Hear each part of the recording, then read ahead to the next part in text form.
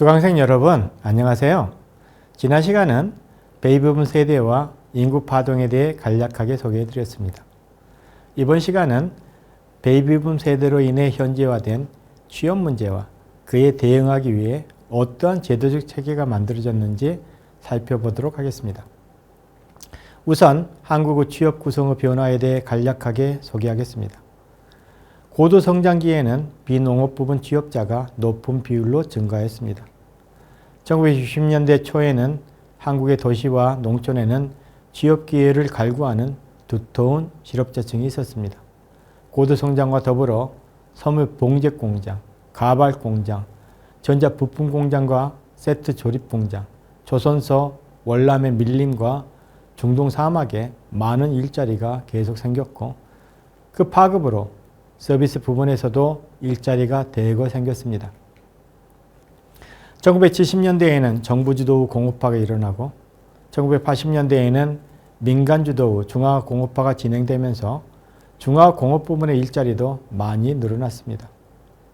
취업자는 1963년 756만 명에서 1992년에 1901만 명으로 2.51배 커졌습니다.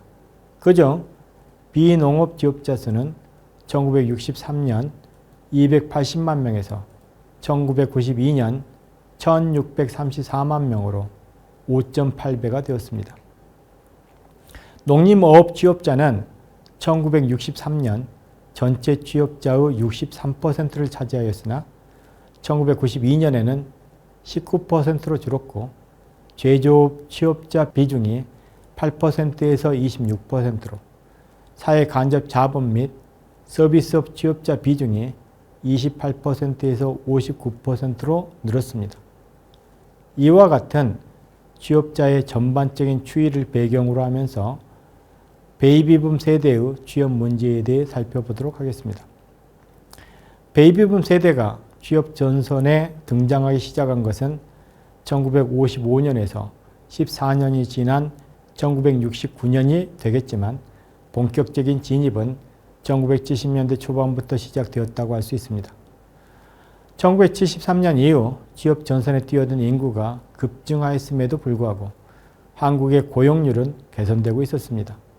잠재적인 인구 보너스를 실제적인 인구 보너스로 전환시키는 데 성공한 것입니다. 이와 같은 성공의 이면에는 산업구조 고도화를 지향하는 중화공업화와 수출시장의 개척을 바탕으로 한 경공업의 성장이 있었으며 이에 필요한 자금을 조달하는 데 국민투자기금이 중요한 역할을 하였음은 잘 알려져 있습니다.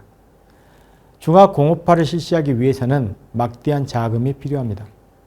그런데 생애 주기적 저축설에 의하면 생산인구는 소득이 소비보다 더 커서 저축을 할 수 있는 여력이 있는데 이들은 그 저축을 자신의 노년을 위해 저축하거나 자신의 자녀 양육 및 교육에 사용할 수 있습니다. 당시 정부는 중화공업을 추진하고 있었는데 이를 위해서는 중화공업화에 필요한 자본의 확보 및 배분 체계를 마련하지 않으면 안 되었습니다. 자본의 확보와 관련하여 처음 고안했던 방법이 국민복지연금 제도를 실시하여 그 예탁금을 활용하는 것이었습니다. 국민복지연금 제도는 계획대로 실행되지는 못하였으며 국민복지연금의 예탁금을 주요 자금원으로 활용하려 했던 국민투자기금도 계획대로 운영되지는 않았습니다. 국민투자기금은 대안적인 자본 조달 체계를 만들고 그 자금에 대한 배분권을 활용하여 정부 주도의 중화공업화를 실시하게 되었습니다. 여기에서는 국민복지연금 제도가 제정되었지만 무산된 과정과 국민투자기금의 제도 형성 및 운영, 변화 등을 살펴보도록 하겠습니다. 1973년 국민복지연금 제도는 중화공업 건설과 수출 진흥을 위한 자금 조성과 연계되어 논의되었습니다. 당시 제정된 국민복지연금 제도는 현재의 국민연금과는 상당히 달랐습니다. 우선 주목되는 차이점은 가입 대상자의 차이입니다.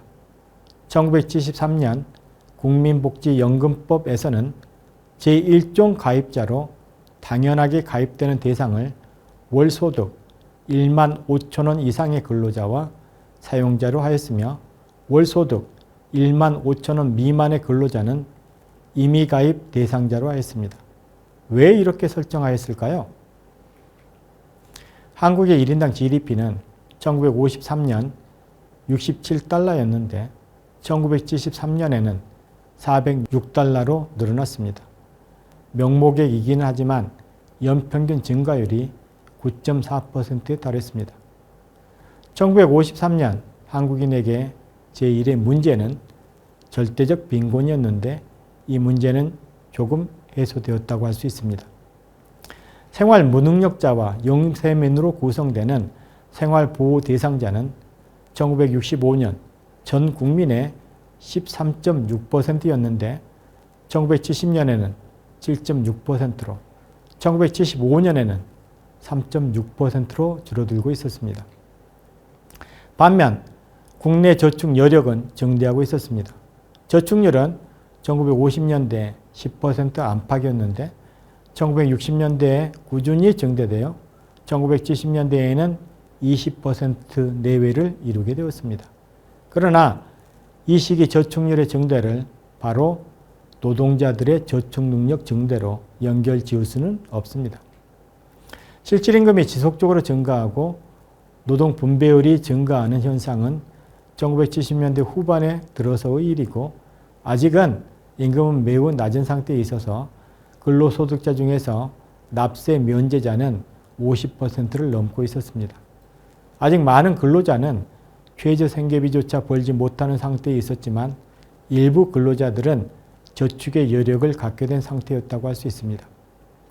이와 같은 근로자의 소득 측면에서의 이지성의 문제를 어떻게 반영할 것인지가 1973년 국민복지연금 제도를 구상하면서 중요한 문제로 대두되었으며 월소득 1만 5천 원 이상의 근로자를 제1종 가입자로 하게 된 것입니다.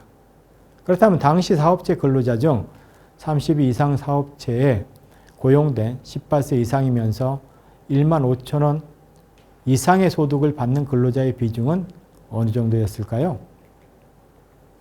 1973년 10인 이상 사업체 근로자의 수는 148만 5,854명이었는데 이 중 30위 이상 사업체의 18세 이상 근로자는 117만 2,115명으로 전자 중 78.9%를 차지합니다.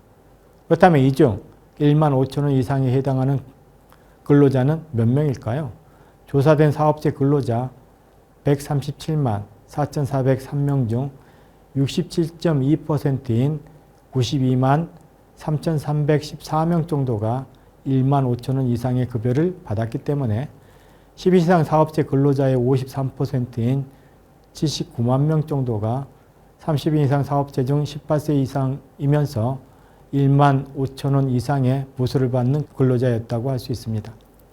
정부는 근로복지연금법이 통과되기 10일 전인 1973년 12월 14일에 국민투자기금법을 제정 공포하였는데 이 법에 의해 조성될 국민투자기금은 이 법 제1조에서 천명하고 있듯이 중화공업 등 중요 산업의 건설을 촉진하고 수출을 증대시키기 위하여 국민의 광범위한 저축과 참여를 바탕으로 필요한 투용자 자금을 조달 공급하고자 한 것이었습니다. 국민복지연금법에 의해 조성된 자금은 지급준비금을 제외한 자산의 전액을 의무적으로 국민투자기금에 예탁하도록 되어 있었습니다. 1974년 국민투자기금 자금조달 계획은 표에서 보듯이 이미 국민복지연금관리기관으로부터 200억 원을 예탁받는 것을 전제로 수립되어 있었습니다. 이것은 1974년에 조성될 자금 1,100억 원 중의 18%에 해당하였습니다. 국민복지연금이 성숙해감에 따라 국민투자기금에서 국민복지연금의 예탁금이 차지하는 비중은 늘어나겠지만 국민복지연금의 예탁금이 국민투자기금의 유일한 재원은 아니었다는 점은 주목에 들만합니다.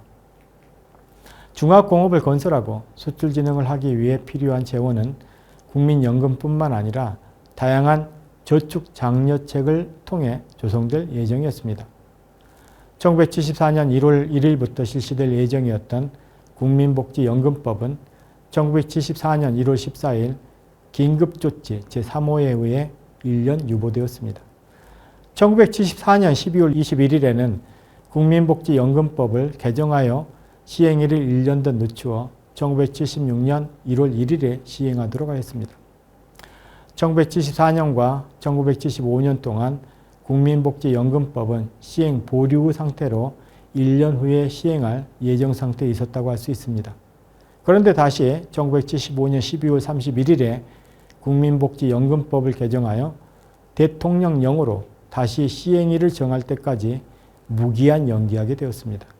왜 무기한 연기하는 조치를 취하게 되었을까요?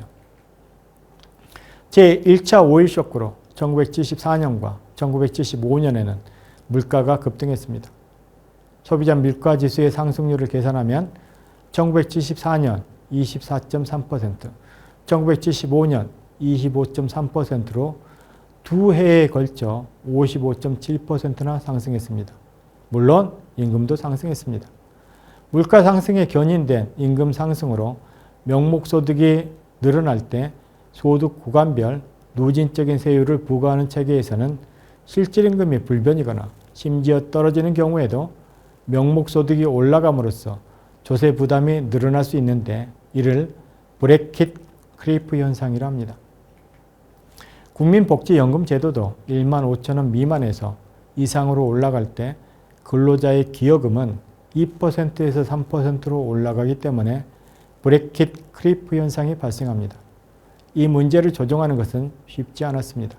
그뿐만 아니라 중화공업 건설 및 수출 진흥을 위한 자금을 조달하는 방법이 꼭 국민복지연금 방법일 필요는 없었습니다. 근로자 재형저축 제도 등 다양한 대안들이 존재하고 실행되고 있었습니다. 제4차 경제개발 5개년 계획은 국민복지연금의 적립금에 전혀 의존하지 않는 내자 동원 체계를 마련하였습니다. 금융기관을 통한 다양한 저축 장려책을 실시하여 자금을 조달할 방안을 마련한 것입니다.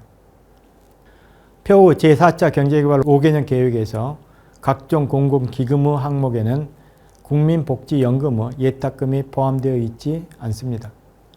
국민투자기금 조성 계획과 실적을 비교하면 1977년부터 1980년까지 기금 조성 실적은 목표를 크게 상회하고 있어 기금 조성을 위해 국민복지연금을 조속히 실시하여야 할 사정이 발생하지도 않았습니다.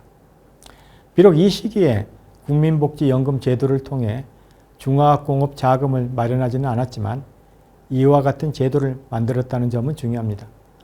이와 같은 제도에 대한 고민이 있었기 때문에 1988년에 국민연금 제도가 실시되었다고 할 수 있습니다. 물론 국민복지연금 제도는 생애 주기적 저축을 동원하는 하나의 방법이었을 뿐입니다. 정부는 생애 주기적 저축이 늘어나는 인구 보너스를 활용하여 대규모 투자 계획과 일자리 창출을 하였던 것입니다. 이 속에서 베이비붐 세대들은 근대적인 산업에 취직하여 이후 한국의 중산층으로 살아갈 기반을 마련할 수 있게 되었습니다. 이번 시간에는 베이비붐 세대의 주요 문제에 대해 간략하게 소개해 드렸습니다. 다음 시간은 베이비붐 세대의 주택 문제에 대해 살펴보도록 하겠습니다.